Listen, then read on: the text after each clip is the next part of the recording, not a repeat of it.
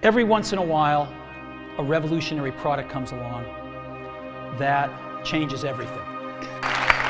iPhone. Today, Apple is going to reinvent the phone. हाँ तो बड़ी सीन कुछ ऐसा है, आप में से बहुत सारे लोगों के दोस्त यार मित्र ऐसे होंगे जो कि एप्पल का कोई ना कोई प्रोडक्ट जरूर यूज करते होंगे। हो सकता है आप में से भी बहुत सारे लोग एप्पल का कोई ना कोई प्रोडक्ट जरूर यूज करते हो और मोस्ट प्रोबेबली वो एप्पल का प्रोडक्ट आईफोन होगा। तो जब भी आपका कोई दोस्त यार मित्र कोई आईफोन परचेज करता होगा तो उसको अनबॉक्स करने के बाद सबसे पहले वो अपने आईफोन के साथ एक मिरर सेल्फी लेता होगा और उसको अपने फेसबुक या फिर इंस्टाग्राम हैंडल पर अपलोड करता होगा। यहां तक कि जब भी कोई आईफोन नया लॉन्च होता है तो जितने भी बड़े बड़े सेलिब्रिटीज हम इंस्टाग्राम पर देख रहे हैं वो अपने नए आईफोन के साथ एक मिरर सेल्फी लेते हैं। यहाँ पर दोस्तों वो नॉर्मल सेल्फी नहीं लेते, वो यहाँ पर मिरर सेल्फी लेते हैं ताकि वो अपने नए स्मार्टफोन को, अपने नए आईफोन को अपने फोटोज में क्लियरली शोकेस कर सकें। सेल्फी मैंने ले लिया। तो दोस्तों आपको इन जीवित प्राणियों से ये पूछे कि ये ऐसा काम क्यों करते हैं, क्या एप्पल इनको ये काम करने के पैसे देता है? ना तो इनके पास कोई जवाब होगा कि ये ऐसा काम क्यों करते हैं और मोस्ट प्रोबेबली आप लोगों के पास भी इसका कोई जवाब नहीं होगा। लेकिन दोस्तों मेरे पास इसका जवाब है। एक्चुअली इसका जवाब छुपा है उन 3 स्ट्रेटजीज के पीछे जो कि एप्पल अपने बिजनेस के अंदर यूज करता है और उन स्ट्रेटजीज को यूज करके एप्पल अपने सारे के सारे पोटेंशियल कंज्यूमर्स को इन्फ्लुएंस करता है और उनसे अपना फर्स्ट प्रोडक्ट खरीदवाता है। अब जब भी कोई उनका कंज्यूमर पहला प्रोडक्ट खरीद लेता है वो अपने इकोसिस्टम में उन सब कंज्यूमर्स को इस तरह हुक करता है, उनको ऐसा यूज टू बना लेता है कि वो सारे के सारे लोग जब भी कोई अपना नेक्स्ट प्रोडक्ट परचेज करते हैं वो प्रोडक्ट मोस्ट प्रोबेबली एप्पल का ही होता है। बट 2007 के अंदर जब एप्पल ने अपना पहला आईफोन लॉन्च किया था तो उस टाइम आईफोन को एक रेवोल्यूशनरी प्रोडक्ट माना जा रहा था क्योंकि उस टाइम आईफोन के अंदर ऐसे ऐसे फीचर्स थे जो उस टाइम किसी भी स्मार्टफोन के अंदर अवेलेबल नहीं होते थे। An iPod, a phone, and an internet communicator.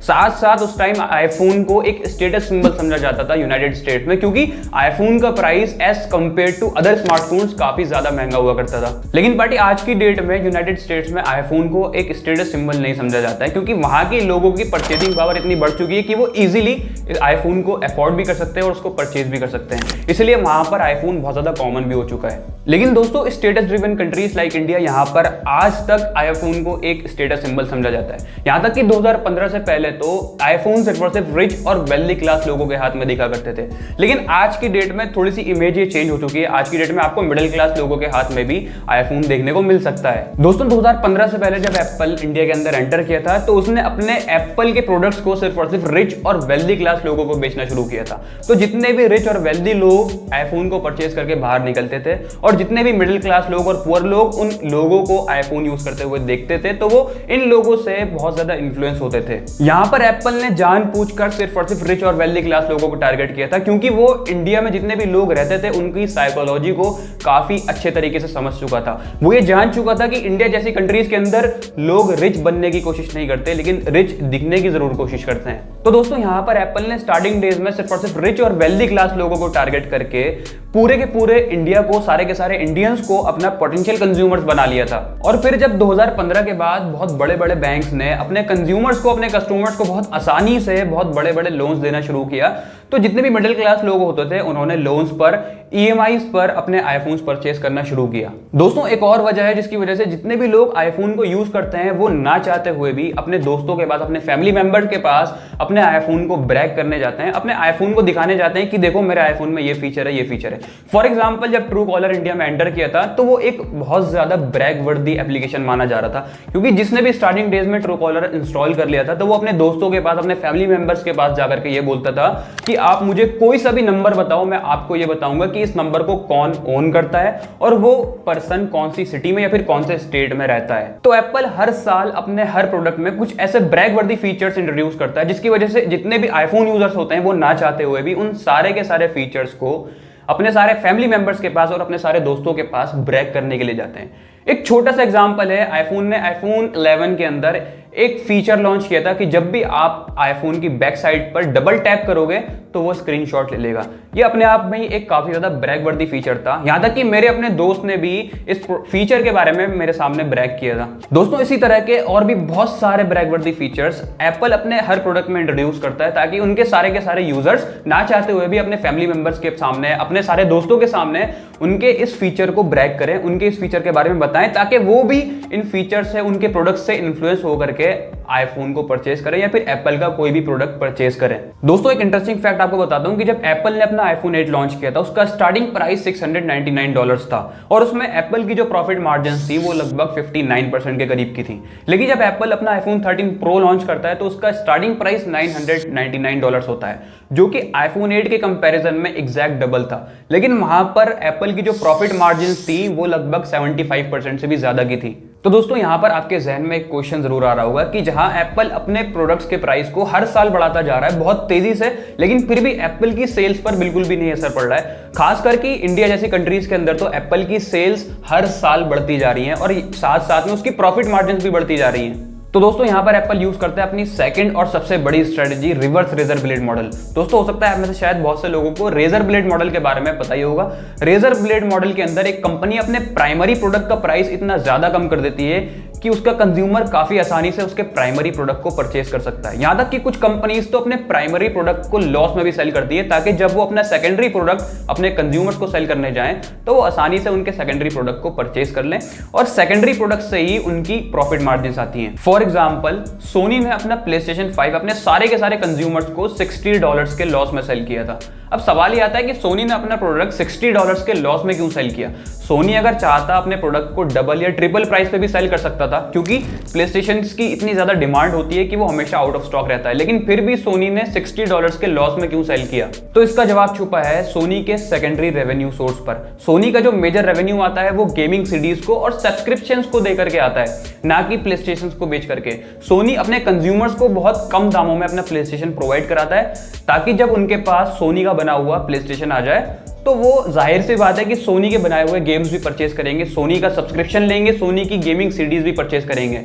तो ज्यादातर पैसा सोनी वहीं से कमाता है। लेकिन दोस्तों एप्पल यहां पर सोनी का एग्जैक्ट अपोजिट करता है। एप्पल यहां पर रिवर्स मॉडल को इंप्लीमेंट करने के बजाय रिवर्स ब्लेड मॉडल को इंप्लीमेंट करता है और अपने प्राइमरी प्रोडक्ट, जो कि इस केस में आईफोन है, अपने आईफोन का प्राइस काफी ज्यादा कॉस्टली रखता है, लेकिन वो साथ में एक सेकेंडरी सर्विस या फिर एक सेकेंडरी प्रोडक्ट भी प्रोवाइड करता है और उस प्रोडक्ट या सर्विस का प्राइस वो जीरो या नेग्लिजिबल रखता है। फॉर एग्जाम्पल जब भी आप कोई आईफोन परचेज करने जाओगे उसका प्राइस हालांकि बहुत ज्यादा महंगा है, लेकिन एप्पल आपको साथ में कोई सेकेंडरी सर्विस या फिर कोई सेकेंडरी प्रोडक्ट प्रोवाइड करता है। या तो आपको फ्री में एयरपॉड्स प्रोवाइड देगा या फिर साथ में आपको एक सर्विस प्रोवाइड कर देगा, जैसे कि आपको 1 साल का एप्पल म्यूजिक का सब्सक्रिप्शन फ्री में दे देगा। तो इसकी वजह से जब कंज्यूमर आईफोन खरीदने जाता है तो उसको साथ में कोई सेकेंडरी प्रोडक्ट या सेकेंडरी सर्विस फ्री में मिलती है, तो उसको ये पूरी की पूरी डील बहुत ज्यादा वर्थ इट लगती है, इसलिए वो बहुत आराम से आईफोन को परचेज भी कर लेता है। तो दोस्तों अब ये जो एप्पल ने अपने बिजनेस के अंदर रिवर्स रेजर ब्लेड मॉडल को इंप्लीमेंट किया है, इसको इंप्लीमेंट करने के पीछे मेनली 2 रीजंस हैं।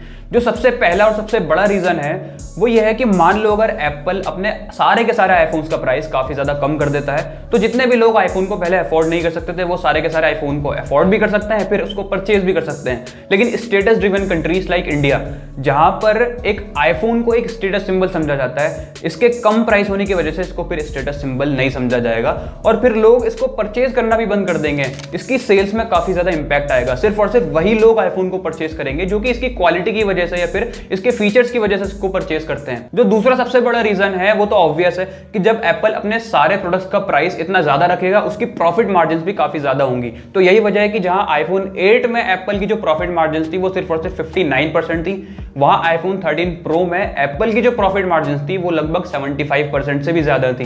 बाकी आपने कई बार देखा होगा कि अगर आपके किसी भी दोस्त के पास या फिर किसी भी फैमिली मेंबर के पास कोई एप्पल का प्रोडक्ट है, चाहे वो आईफोन है या फिर मैकबुक है या फिर और भी दूसरा कोई प्रोडक्ट है, वो उस प्रोडक्ट को काफी टाइम से यूज करता हुआ आ रहा है, फिर उसको कुछ टाइम बाद, कुछ महीनों बाद लगता है कि उसको अब अपडेट करना चाहिए, तो जो नया प्रोडक्ट वो अपडेट करेगा मोस्ट प्रोबेबली वो भी एप्पल का ही होता है। तो आखिर ऐसा क्यों होता है कि जब भी आप कोई एप्पल का प्रोडक्ट यूज कर रहे हो, जो आप नेक्स्ट प्रोडक्ट खरीदोगे मोस्ट प्रोबेबली वो भी एप्पल का ही होता है। तो दोस्तों एप्पल यहां पर यूज करता है अपनी सबसे बड़ी स्ट्रेटेजी, जिसका नाम है सर्विस और प्रोडक्ट इकोसिस्टम स्ट्रेटेजी।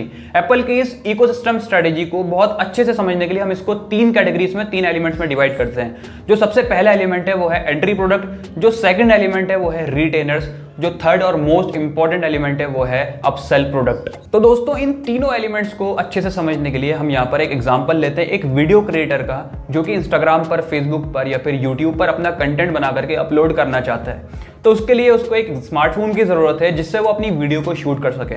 तो इसलिए वो एप्पल का आईफोन परचेज करता है। वो एप्पल के आईफोन को काफ़ी टाइम तक यूज़ करता है, वो उससे अपने वीडियोज़ भी शूट करता है, अपनी एडिटिंग भी वो उसी से करता है। वो एप्पल के आईफोन से इतना ज़्यादा हैबिचुअल हो जाता है, इतना ज़्यादा यूज टू हो जाता है कि अगर वो चाहे किसी दूसरे स्मार्टफोन पर या फिर किसी दूसरे प्रोडक्ट पर शिफ्ट होना तो वो उसके लिए काफ़ी ज़्यादा प्रॉब्लमैटिक और काफ़ी ज़्यादा फ्रस्ट्रेटिंग भी होगा। दोस्तों, इन फ्यूचर वो क्रिएटर चाहता है कि उसकी एडिटिंग क्वालिटी और ज़्यादा इंप्रूव हो और वो और अच्छा कंटेंट बनाने लग जाए, तो उसके लिए उसे एक लैपटॉप की ज़रूरत पड़ती है। तो वो ना चाहते हुए भी एप्पल का मैकबुक परचेज करेगा, क्योंकि वो एप्पल की सारी एप्लीकेशंस और सारी की सारी सर्विसेज से इतना ज़्यादा हैबिचुअल और इतना ज़्यादा यूज टू हो चुका है कि वो ना चाहते हुए भी एप्पल का ही प्रोडक्ट परचेज करेगा। दोस्तों, अगर वो क्रिएटर मैकबुक परचेज ना करके एक विंडोज का लैपटॉप परचेज करता तो उसको छोटे से छोटा काम करने में भी काफ़ी ज़्यादा दिक्कत होती। यहाँ तक कि अगर उसको अपने आईफोन से अपनी फाइल्स अपने विंडोज के लैपटॉप में सेंड करनी होती तो उसके लिए उसको लंबे लंबे तार कनेक्ट करने होते, यहाँ तक कि वो अपने यूएसबी केबल अपने आईफोन तक में कनेक्ट नहीं कर सकता है। मैकबुक को परचेज करने के बाद वो अपने आईफोन का यूज करके कॉन्टिन्यूटी फीचर,